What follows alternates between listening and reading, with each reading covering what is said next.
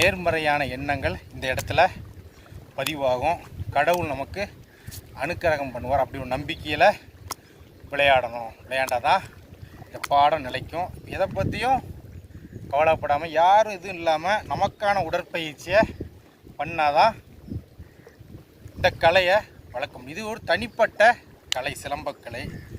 இந்த கலையை யார் சொல்லி கொடுத்தாலும் தானாக வராது. விருப்பப்பட்டு பழகினா மட்டும்தான் இந்த கலை உள்ளத்தில் ஏறும். இதால்